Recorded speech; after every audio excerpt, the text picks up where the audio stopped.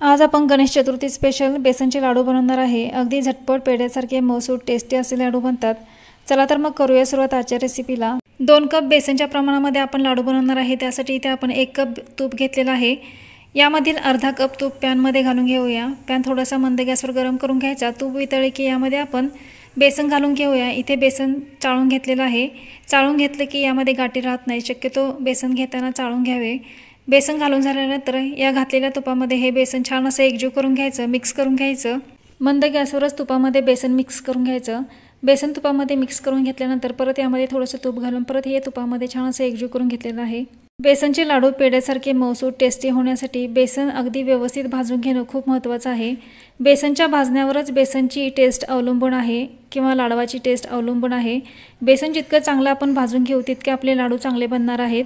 अगदी खमंग स्वादाचे तुपामधले अगदी खूप सुंदर असे हे लाडू बनतात। उरलेलं सगळं तूप आपण यामध्ये घालून परत एकदा हे बेसन छान असं तुपामध्ये एकजीव करून घेऊया। तुम्ही बघू शकता जसं आपण हे बेसन छान असं तुपामध्ये मिक्स करत राहू किंवा जसा वेळ जाईल तसं या बेसनला परत तूप सुटायला सुरुवात होते आणि बेसनला छान असं तूप सुटायला सुरुवात झाली की बेसनला थोडासा ओलसरपणा येतो। तुम्ही बघू शकता इथे तुपामध्ये बेसन छान असं एकजीव करून झालेलं आहे। बेसन तुपामध्ये परतायला घेऊन 8 ते 10 मिनिटाचा वेळ झालेला आहे। 8 ते 10 मिनिटांनंतर तुम्ही बघू शकता इथे बेसनला छान असा रंग आलेला आहे। अशा पद्धतीने बेसनचा रंग बदलला की आपले लाडू अगदी चविष्ट आणि स्वादिष्ट बनतात।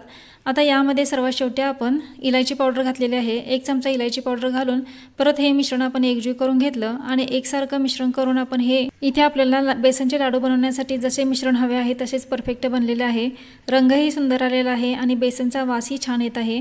तुपामुळे बेसनला अगदी परफेक्ट असा स्वाद आलेला आहे। आता गॅस बंद करून हे बेसनचे मिश्रण थंड करून घेऊया। झाकण न लावताच हे मिश्रण थंड करून घ्यायचं। झाकण लावले तर याला पाणी सुटून मिश्रण थोडंसं पातळ होऊ शकतं। थंड झाल्यानंतर तुम्ही बघू शकता अगदी घट्ट असे हे बेसनचे मिश्रण बनलेलं आहे। पूर्णपणे घट्टसर असे हे बेसनचं मिश्रण बनलेलं आहे। आता हे उलटण्याने थोडंसं सैल करून घेतलं, हलवून घेतलं आणि यामध्ये आपण 2 कप बेसनच्या पिठासाठी इथे आपण 1.25 कप साखर घातलेली आहे, पिठी साखर घातलेली आहे।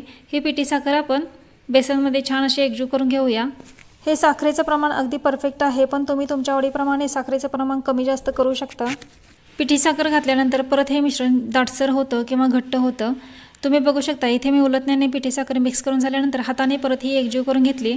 हाताने पूर्ण असे ह्या बेसनमध्ये ही पिठी साखर एकजीव करून घ्यायची, जेणेकरून ही पिठी साखर बेसनमध्ये सर्व बाजूनी लागली जाईल। पिठी साखर बेसनमध्ये हाताने मिक्स करून घेतली आणि त्याचा छान असा गोळा बनवून घेतला। हा गोळा आपण 10 ते 15 मिनिटं मुरण्यासाठी ठेवला होता, जेणेकरून साखर आहे ती पूर्ण बेसनमध्ये छान अशी मुरली जाईल। 10 ते 15 मिनिटांनंतर तुम्ही बघू शकता अगदी घट्टसर असे हे मिश्रण बनलेलं आहे। आता आपण याचे लाडू बनवायला घेऊया। छोटासा गोळा घेऊन आपण याचा छान असा गोल आकारामध्ये फिरवून याचा छान असा गोल आकार देऊन घ्यायचा या गोळ्याला आणि याचा लाडू बनवून घ्यायचा। इथे मी पिस्त्याचे छोटे काप करून घेतलेले आहेत, तर यामधील छोटासा पिस्ता आपण याला लावून घेऊया। तुम्ही तुमच्या आवडीप्रमाणे कोणताही ड्रायफ्रुट्स लावू शकता, काजू, बदाम किंवा पिस्ता किंवा मनुकेही लावू शकता। तर इथे मी छोटासा पिस्ता लावलेला आहे। रंगही छान दिसत आहे लाडवाचा आणि लाडूला चकाकीही तुपामुळे खूप सुंदर अशी आलेली आहे। अशाच पद्धतीने बाकीचे सर्व लाडू इथे मी बनवून घेतलेले आहेत। तुम्ही बेसनचा लाडू अगदी टेस्टी बनण्यासाठी बेसन अगदी परफेक्ट भाजून घेणं खूप महत्त्वाचं असतं। जितकं आपण बेसन छान भाजू तितके आपले लाडू चांगले बनतात। इथे आपले बेसनही खूप छान असं भाजलेलं आहे आणि बेसनचा रंगही खूप सुंदर आलेला आहे। तुपामुळे बेसनच्या लाडूला चकाकीही सुंदर आलेली आहे। इथे आपले परफेक्ट अचूक प्रमाणात बेसनचे लाडू बनवून तयार झालेले आहेत। अशा पद्धतीने बेसनचे लाडू घरी नक्की ट्राय करून बघा। आजची रेसिपी कशी वाटली कमेंट करून नक्की सांगा। व्हिडिओला लाईक, शेअर आणि सबस्क्राईब करायला विसरू नका।